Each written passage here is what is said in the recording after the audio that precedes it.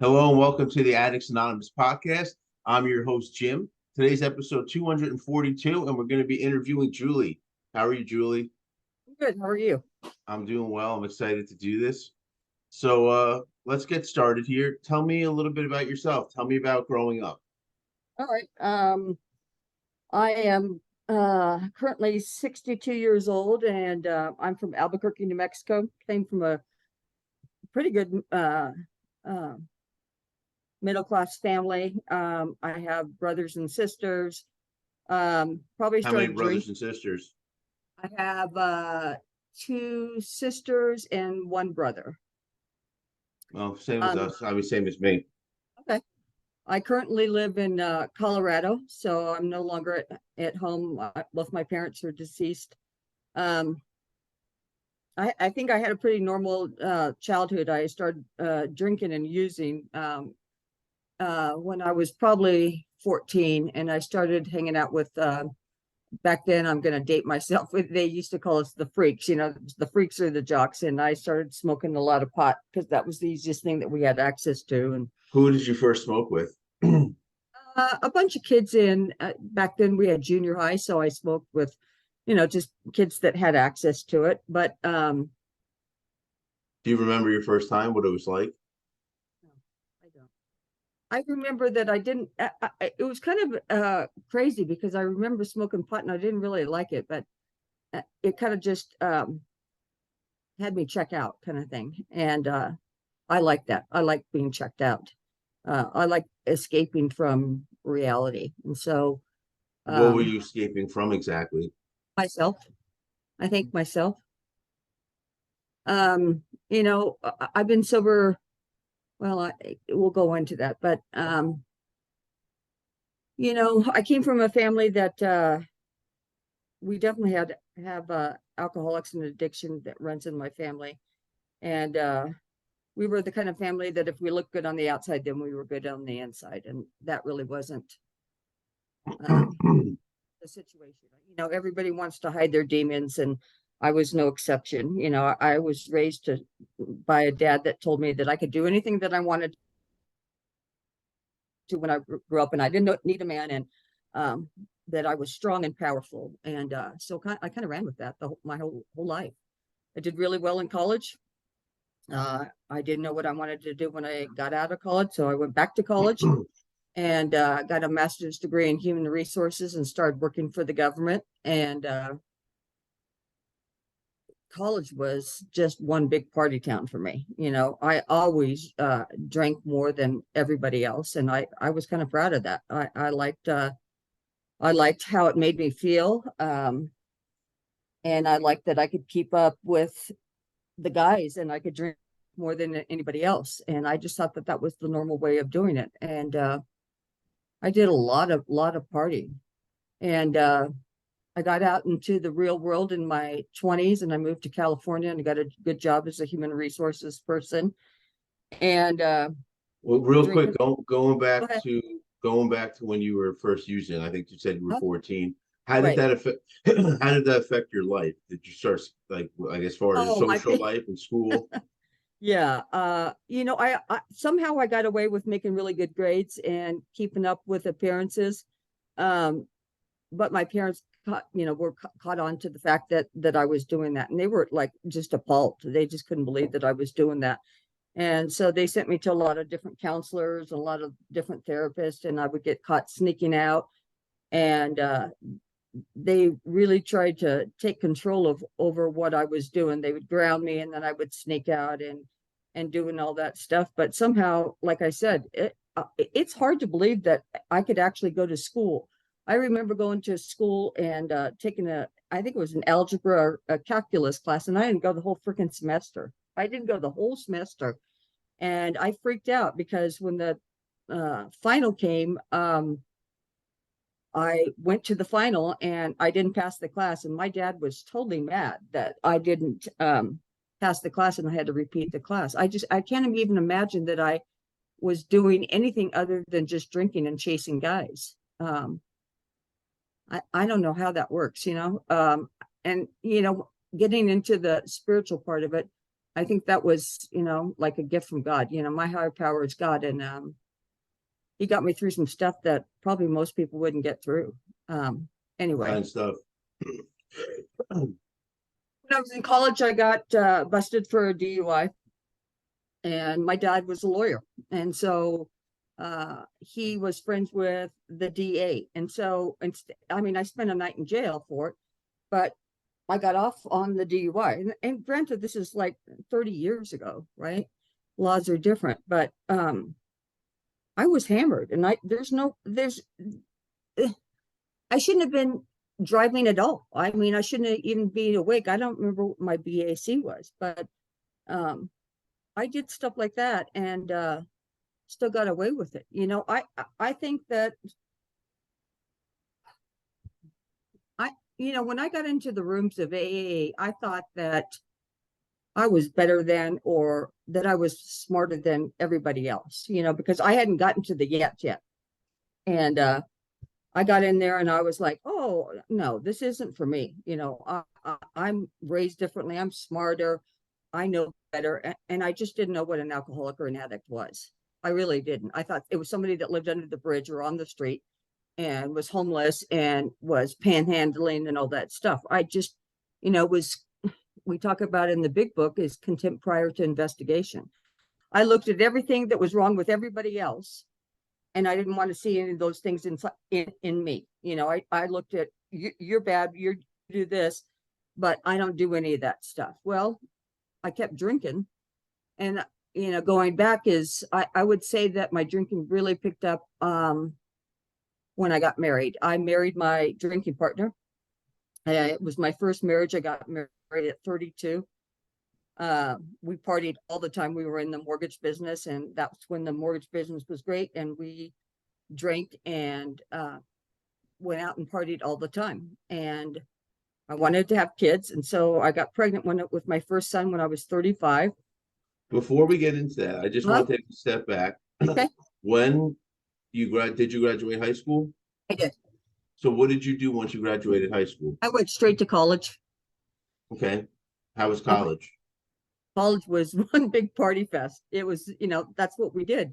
We partied every night. That's when we used to have happy hours, and I lived in a sorority house, and Monday night was one bar, and we would go party and have happy hour food, and then Tuesday we would do the same thing. We just did it all the time. I can't believe how much alcohol I consumed and still made it through college. It just boggles my mind. What was your poison? Was it actual liquor or was it beer and stuff like that? It was no, it was hard liquor, whatever they were serving. We used to go to a place called Ned's on Wednesday nights, and they'd have 25-cent drink night, believe it or not, and rum and cokes. And literally, this is the coolest thing I thought of, is we would go in, and like at 7 o'clock, they had live bands. It was an awesome place. We would tell the waitress, fill up the table. We'd be in a big bar, in a big booth, and they would fill it up with 60, 100 drinks, and we just drink all night long because it was 25 cents. We'd all put our money together and drink, and that was just the lifestyle that we did all the time. But I always noticed that I had drank more than anybody else. I couldn't let it go. I couldn't just have a couple of drinks. I had to get rip roaring drunk all the What time. age did you notice that? About 25 maybe. And so, it was back in my mind, but I thought, well, I just have a high tolerance. I know how to do this, all that kind of stuff. But that's not the truth. The truth is that I was building up a higher and higher tolerance.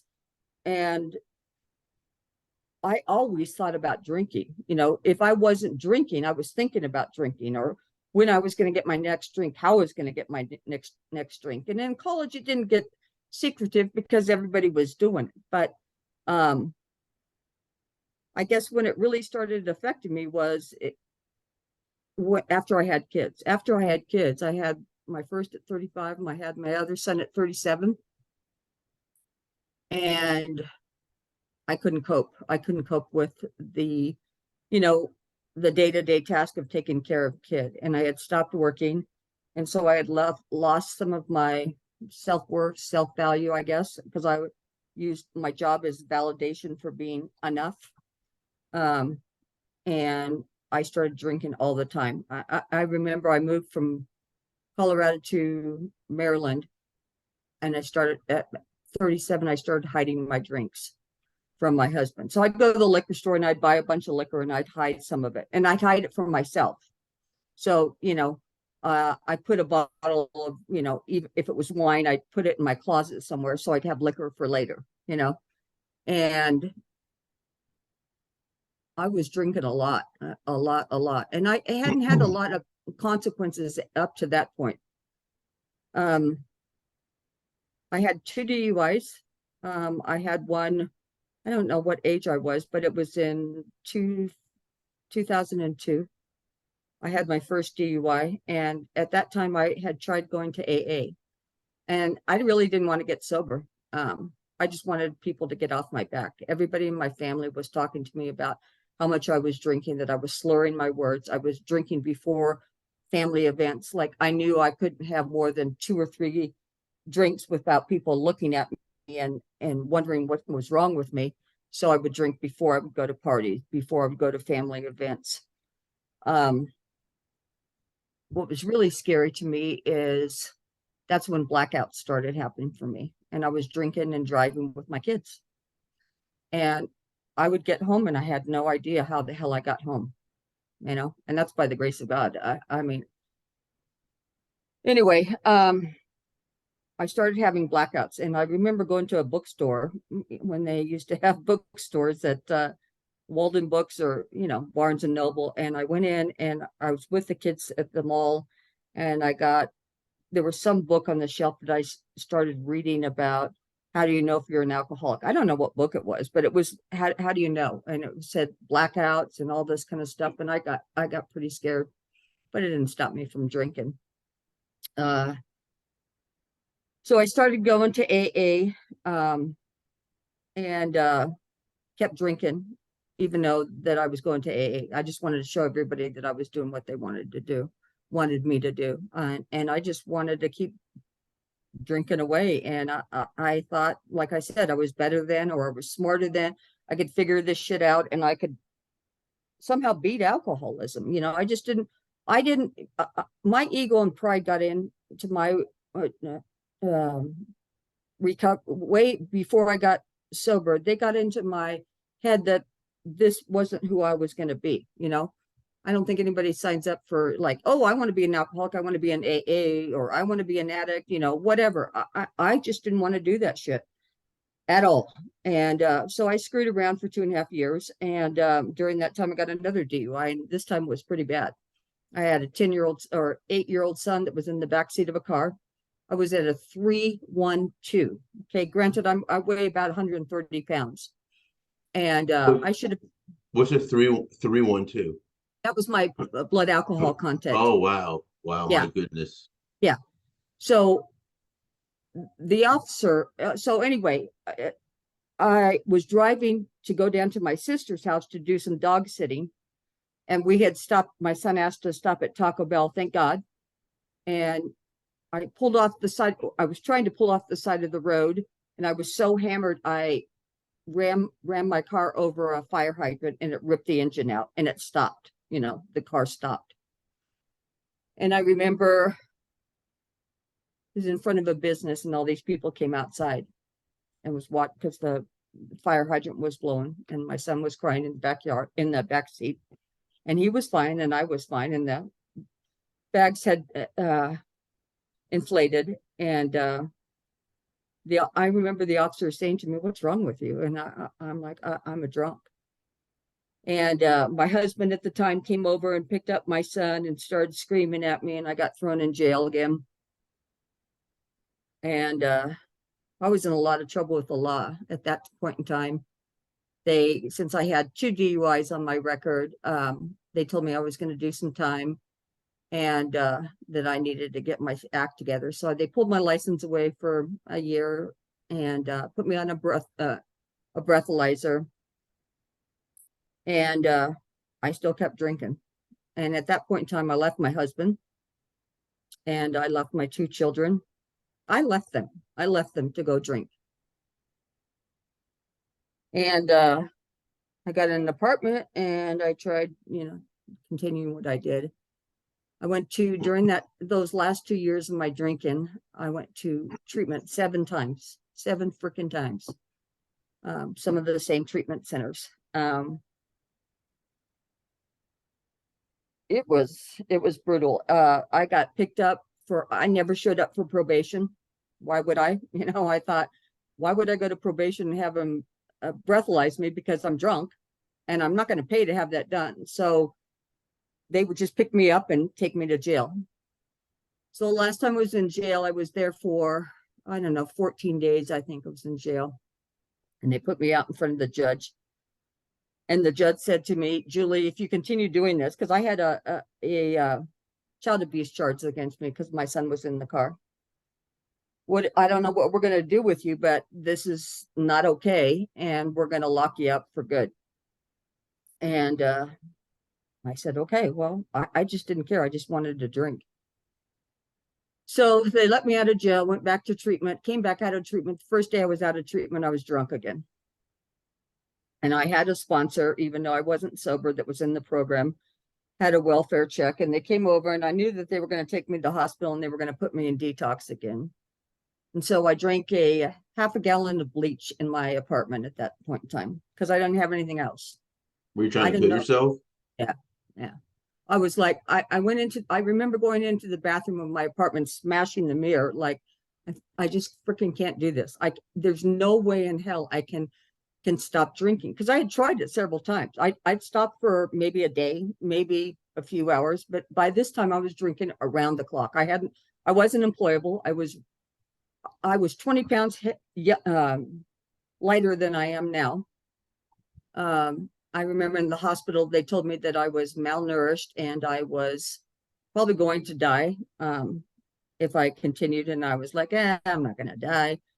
And I was probably drinking a whole 5th of vodka by myself a day. I hadn't eaten, in days. I would just drink for days and days and pass out and black out and wake up, pass out, black up. It was awful. And so they picked me up one more time and they took me over to a detox and it was a hospital and they put me on a 72-hour hold, which hadn't happened before. And I woke up and I had no idea where the hell I was. And the same lady that sponsored me for the first probably 8 or 10 years of my sobriety walked in. And she said to me, 8 years ago, I was laying in the same bed in the same place that you are today. And I was like, no freaking way. And she's like, yeah, I'm telling you. She's like, what are you going to do? And I'm like, I don't know. And something changed. I don't know what changed it. I don't know. I got the gift of desperation, as they call it. I was like, I can't do this anymore. And so they let me out and I went to probation and probation said, you're a menace to society and we can't trust you and we're going to put an ankle bracelet on you. Thank God. They put an alcohol monitor on my ankle. And I started working the program and I called my sponsor every day. And because that's what she told me to do, because I drank every day. I went to a meeting every day. I didn't have a job. And I stayed sober for my first year. I remember going to a meeting up in Castle Rock and a bunch of people were with me to celebrate and I forgot to raise my hand and they were like, aren't you going to get your chip? And I'm like, it's just so weird. I don't know what your experience is, but it's just so weird that like I had lied so many times. Like I'm not drinking and I was falling down drunk or slurring or whatever. I was doing all this shit. And I couldn't believe that I was sober. I just didn't know how that shit worked. I thought I could stay sober for a while, but not a long time. And I had no higher power. And I worked the steps and it took me about 2 years to work the steps because my sponsor kept me on step one because I didn't believe I was powerless over alcohol, even after all of that stuff. I mean, I literally walked out on my husband, two children that I adore, a great life, so I could preserve my right to drink. That's screwed up. So anyway, I thought, well, I've done it for a year. I might as well continue doing it. I got off probation after about 5 years. I got my kids back in my life. I divorced my husband. He was, I think, one of us, but that's his journey. And my life has drastically changed. I'm 16 years sober in February, and I don't know how the hell that happened, other than doing it one day at a time. It's an awesome life. I thought I was going to have this burning bush experience where God was going to come in and, woo, Julie, thank God you got sober and all this stuff. And it came in through the back door instead of the front door. And that was by working the steps. And that was the biggest, that was the greatest experience of my life, having a higher power. Because when we got into the rooms, they told me that we needed to have a sufficient substitute. And I didn't know that there was going to be a big enough one, because that's all I did. That's all I knew was drinking. I don't know what other people's stories are, but, everything I did revolved around alcohol. I just didn't know there was going to be any sufficient substitute. And I couldn't connect the dots between how God was going to help me with alcohol, because I had tried everything. I tried cutting down. I tried going to rehab, putting me in jail. And that kept me, sober for a short term, but never for a long term. And I freaking hated myself, absolutely hated myself. And I just didn't understand what was wrong with me. And then I got in there and I was a little bit willing to listen to what other people said. And when I met a woman that was just like me, that drank the same way, drugs was part of my story. It wasn't a big part, but I used to do a lot of cocaine because cocaine would keep me up and drinking a little bit longer. I loved it, but I couldn't afford it because I was spending all my money on booze. But nonetheless, Alcoholics Anonymous and working those 12 steps has changed my whole perspective about thinking, that I'm not the most important person in the rooms. I am not as smart as I think I am. And this whole program of recovery is about kind of overcoming myself. What I think about myself is either I'm the greatest thing since sliced cheese or I'm a piece of shit. There's no gray area. I'm not in between. And I can be addictive about anything, smoking, eating chocolate, whatever it is. I just think that I'm a little bit wired differently. I'm a pretty obsessive compulsive person. And I just didn't know how this was going to work. And I don't know. It's just changed my whole perspective and my whole outlook on life. And I have a great life now. I, at 47, went back to school and I got credentialed as an autism behavioral therapist. And that's what I do. What a great freaking job. All day long, I don't think about anybody but about Julie. I think about other kids. I'm working there to help them. It is the greatest thing in my life. I have two children that adore me, that live close to me and that have forgiven me. And that was hard to fathom. Like, you put an 8-year-old in the back seat of a car and drive drunk with them and have an accident like that. Like, how do kids get over that? Like, there is nothing that's right about that. That is screwed up. That is wrong in so many levels. And I didn't realize that alcohol had taken me out of who I was. Like, I did anything. That was my higher power. Alcohol was my higher power. I did anything and everything to get my drug, and I didn't give a shit who I hurt in the meantime.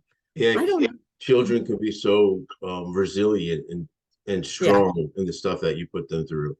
Yeah, well, thank God for God, because I just didn't think I was going to be able to do this. And literally, when I celebrated on 16 years, I started crying because I was like, I don't know how this happened. I don't. I know it happens one day at a time. I know it happens by making the effort not to pick up a drink, but that's what I did my entire life. I always picked up a drink, always. I felt happy. I felt sad. I didn't like the way things looked on the outside.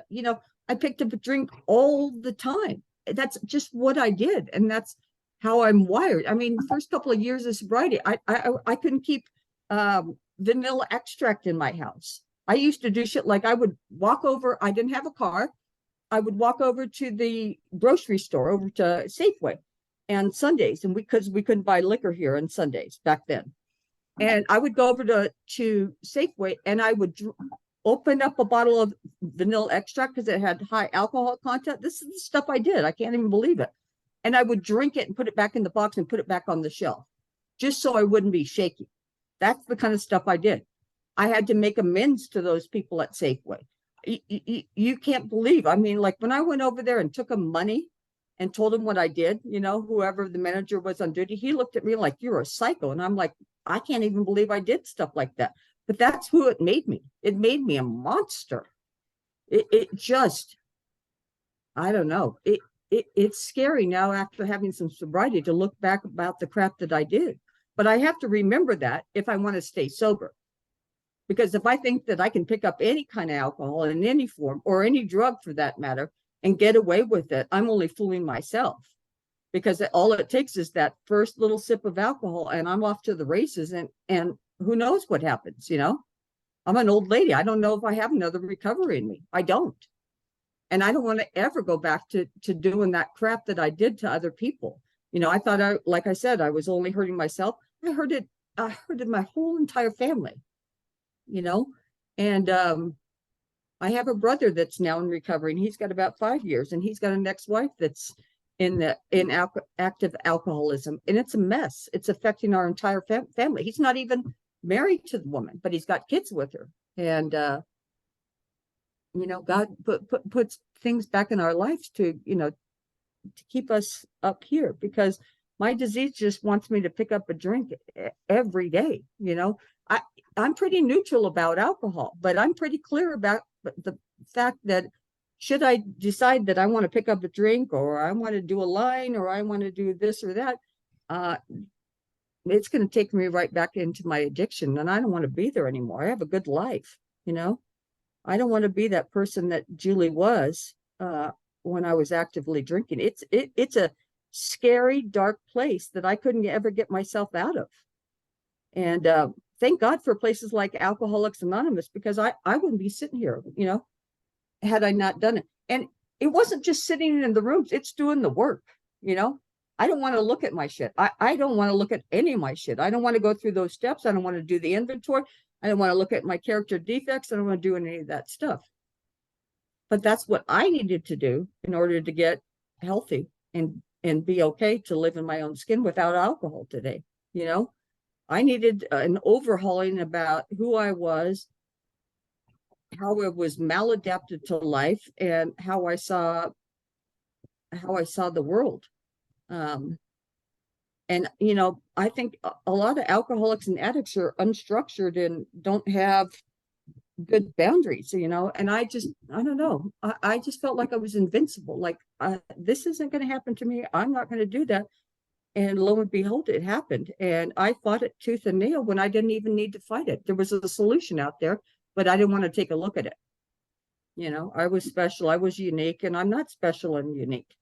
And the greatest gift that I can give to people is using those principles that we use in the rooms to apply to my real life. I have to have all those kinds of things because my mind over here is kind of screwed up, and I think all sorts of crazy stuff that gets me drunk, and I don't want to be drunk anymore.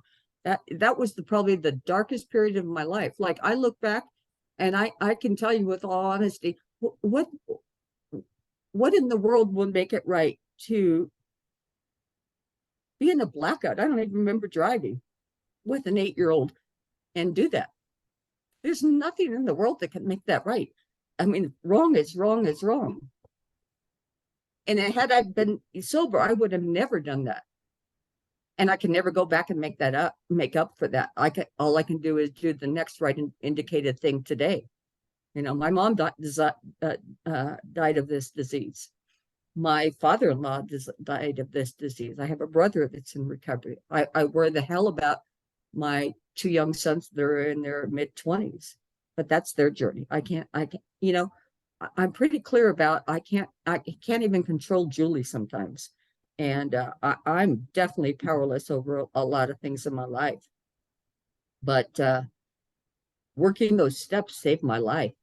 And they say you're going to have an spiritual experience. I'm like, bullshit. I'm not going to have a spiritual experience. I don't have anything to do with God. I don't have any religious training or upbringing. I was like, nope, nope, nope, but that's not going to happen for me. And it happened. And I don't know how it happened. I don't give a shit how it happened. I just glad that I'm in a better place today, and I can suit up and show up and pass this on to other women that are struggling in their lives, and be there for my children and be a productive person in life. Because before I was just, I was just existing, It's amazing how much we can change.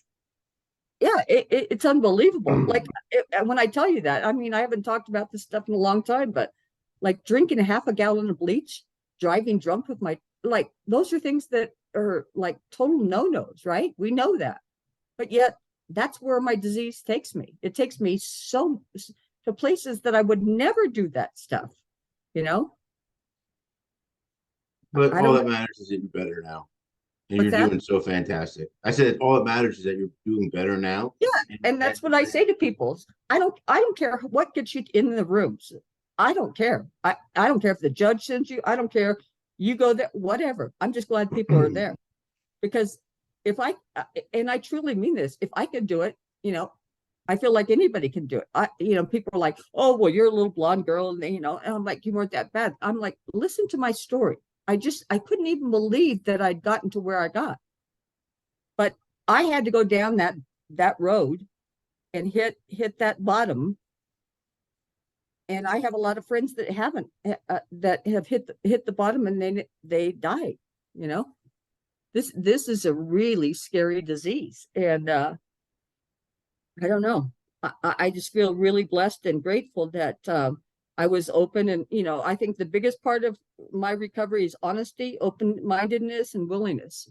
You know that I put my ego and pride and I sit it down on the chair over there and I say, okay, tell me what I need to do and let me follow the directions and humble myself and say that I don't got this. I need help and I need to uh, learn how to do things in a different way. And I love all the principles in the program because I take them into my day-to-day life, even with my clients. I work with little kids, 5, 8, 10, whatever.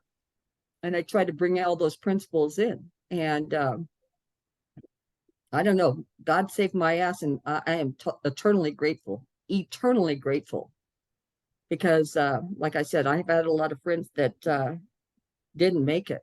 That they were successful in committing suicide or drinking themselves to death. I had a girlfriend that I went to high school with. I haven't talked to in 35 years, and she called me this weekend, and her husband drank herself to death, and she knows that I'm in the program, and she doesn't know what the hell to do. She's in a bad place. So it That's affects a what lot. we can do. Yeah. So again, towards the end here, let me ask you one last question. Sure. Do you have any advice for people watching and listening? Just give it a shot. I mean, alcohol, whether alcohol or drugs are your deal, just give it a shot. You don't have anything to lose by doing it. Just be willing to try something different and get out of that freaking denial thing. We think we know it all and that we don't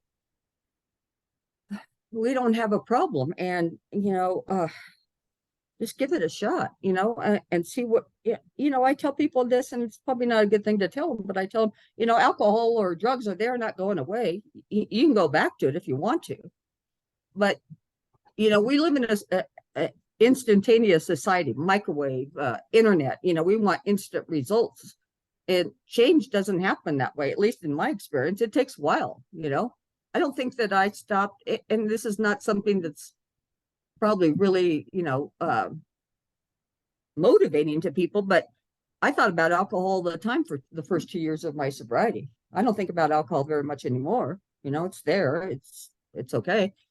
But time takes time, and we don't like that. I wanted my first year of sobriety right away. And when I got it, I was like, oh, well, this is it, but just give it a chance, and let it take some time, and be willing to be open and honest. I mean, completely put all that shit out there. That's what it did for me, is when I got all that crap off my chest about what I did, I was like free. I'm like, okay, there is no secrets. I did this, and this, and all that stuff that I had held in, and like, oh my God, my sponsor, I remember when I did my fifth step, she's like, that's it. And then she shared some of the stuff that she did, and it didn't make me feel quite so bad, you know? So just give it a chance, because I went to a meeting for my 16th birthday in Parker where I got sober, and I see people said to me, we were taking bets that you weren't going to make it because you were a mess, And yeah, I said, yeah, I would have bet that I wouldn't have made it. So you just don't know what you don't know. So don't judge a book by its cover. Try it. It's a great life. It doesn't own me anymore. It doesn't have a lot of power over me unless I give it power, And I always wanted to be in power and control, and I didn't have any of that. But when I surrendered, I got into the program. I got a lot more power back, about making different choices. So that's my suggestion. Awesome. I really appreciate you coming on the podcast today. I think it was a good interview. How do you feel? I feel good. I always feel good when I get my story out. Now, people, like I said, my sponsor used to say that to me all the time. You don't know what you don't know. And I'm like, that's a stupid ass thing to say. What does that mean? And I was like, you're right. You don't know what you don't know. So I had nothing to lose when I got into the ridge, nothing, because I was facing 2 years in jail or prison, and or death. You get down to that, and I'm like, oh well, and I still kept drinking. I that just blows my mind when I look back. Oh, do you want to go to jail or you want to drink? I'm like, oh, I'll keep drinking. I mean, and that kind of fueled my fire in the first couple of years of my sobriety, because people would say to me, she's never going to get it, and I'm like, screw you, watch this. So it kind of motivated me, like, nope, I'm not doing this anymore. And my ex-husband used to say that, you're never going to get sober. You're a piece of crap. You're just a drunk. And I'm like, oh, okay, watch me.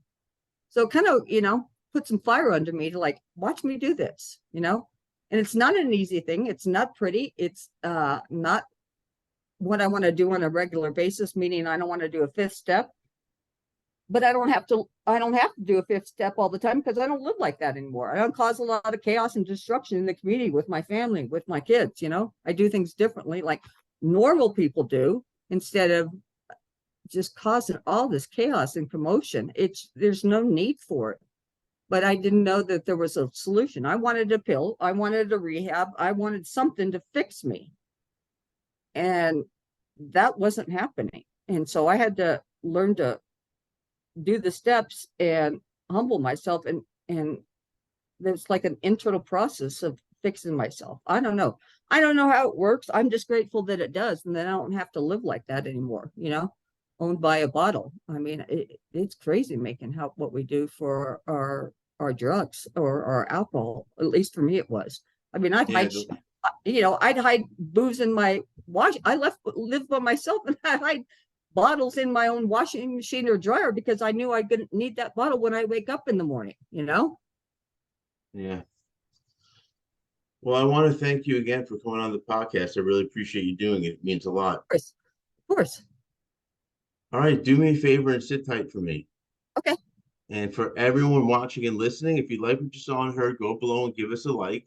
Also subscribe to see when we upload new videos. You can also check us out on all social media. We're on Twitter, Reddit, Facebook, Instagram, and TikTok, a bunch of other platforms as well. I also suggest checking out our website, which is www.addicts-anonymous.com. There's plenty of free resources as well as free literature. And Addicts Anonymous has a book coming out. Should be at the end of the month or sometime early next month, called Addicts Anonymous, Our Stories. So I'll keep you posted on that. Once again, that's all we have for today. I really hope you enjoyed it. And until next time.